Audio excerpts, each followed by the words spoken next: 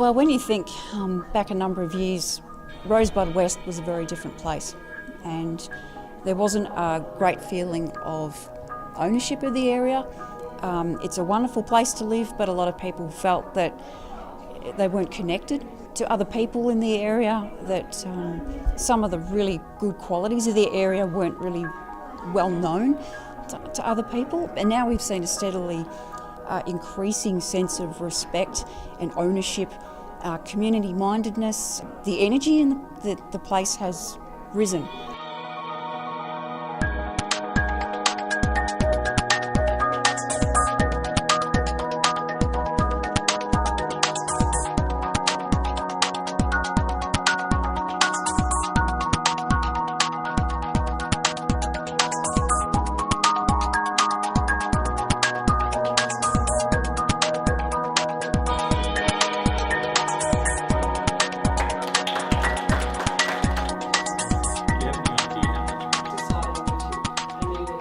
It's really important to have good projects in all communities and good ownership.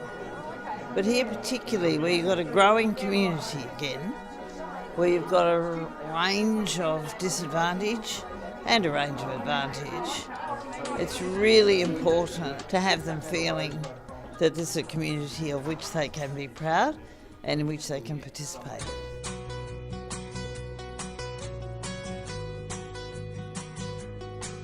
So tonight's our first night back for 2012, and we're beginning our project called Flamingo Road, which is going to be around the theme of cyberbullying and social networking, and I guess the disconnect between parents and children and with that technology. It's about creating an ensemble and learning to sort of work together as a team and appreciate and accept and each other's work.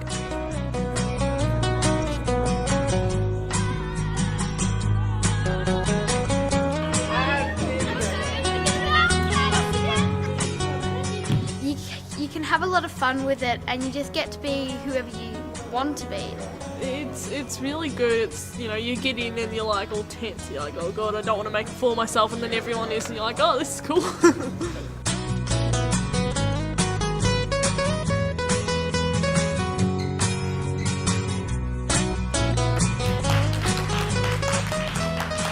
This is a new building that's gone up, and it was a dream perhaps back in 2008 or even before that, when there was some funding from the state government to start Community Renewal Rosebud West. You look at the centre that we're standing in here today, and it's something Juanita said a long time ago as strategic partnership meeting, because we didn't have a central focal point to meet. And she said, I'm not asking for a Taj Mahal, we just would like a community centre. But that's thanks to the Building Education Revolution, the Shire and Mornington Peninsula Shire, and the state government who'd given us funding to put this building together. So this is a dream.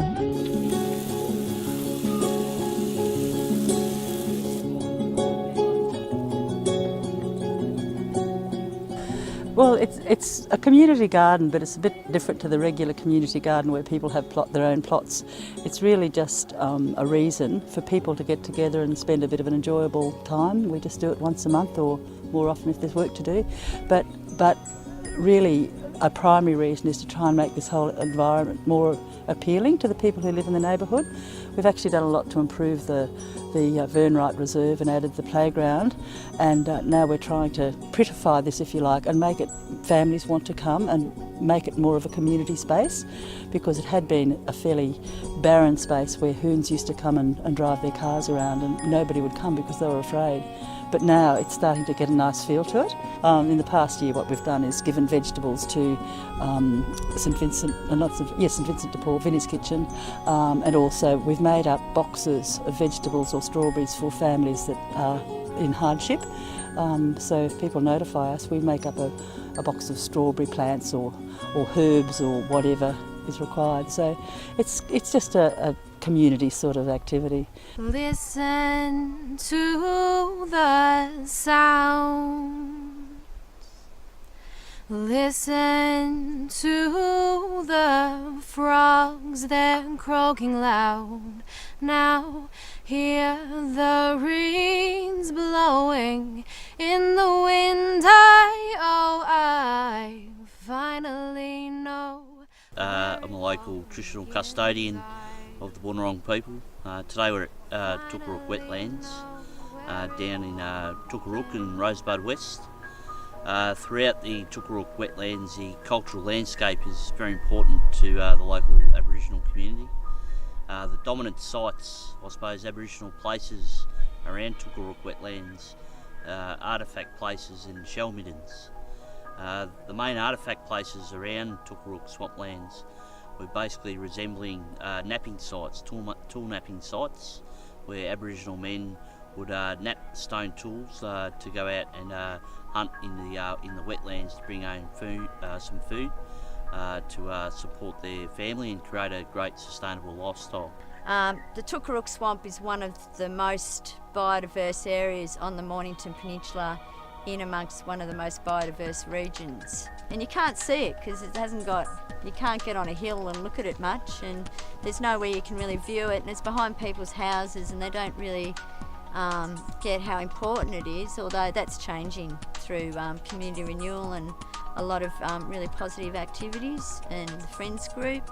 It's been used and abused to a certain extent by a lot of people. The bird hide was burnt down, and we're now working with a new committee to put something else in its place, maybe a platform or something. There's been a big drama production here inspired by the wetlands and by dealing with vandalism and what have you. Well, I'm part of a theatre group, and we decided that we'd put on a show about the wetlands, really so that people would come here and actually see what they were. And it worked. We worked outside the wetlands with people in the wetlands, and we really started discovering what the wetlands meant to the community around. These are Mr. and Mrs. Friends of Tukaruk Wetlands. Without these two here, this wouldn't have got reignited. There was a really good old friends group, and a lot of people got quite elderly, and things changed and management's changed, but it's needed a whole new crew to come through. It started from a development that was nearby on the swamp, and we got worried about it, and I suppose it was just a bit of an eye-opener to everything around you at that time, so animals and plants. Lucky circumstances got us involved with these two, and then their knowledge was sort of passed on to us, and we were like, wow, we had no idea that this was all here, and that it was much broader than what we'd originally expected it to be, and there was a lot more threats than just the threat we were coming into contact with, but there were threats from other areas at different parts, and then of course we were like, well, if this is happening, we need to do something.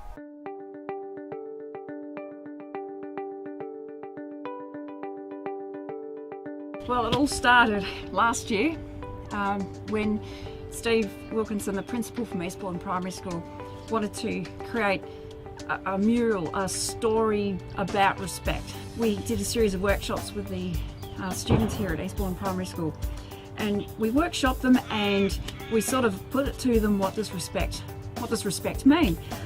And I think it's been really good for the students to see someone who paints and draws for a living come into their space, take away their great ideas, and then put them on the wall in such a large scale. And do some very light long exercise.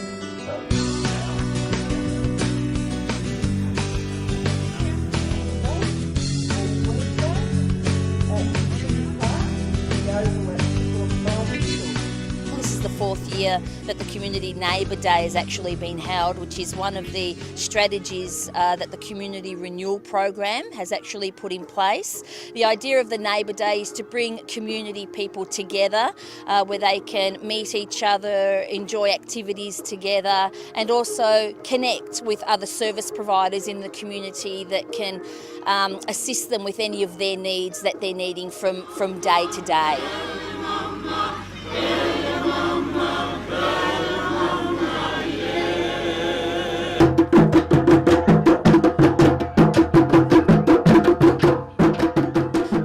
West has actually become a place on the map.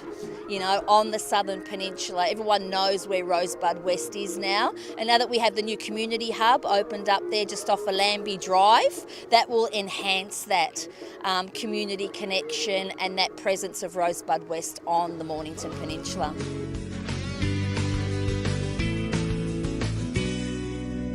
We see terrific work going on at the school. We see neighbourhood days to get the communities engaged together.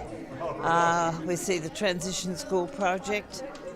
We see the art murals, the wetlands project. So covers the lot from environment to empowerment.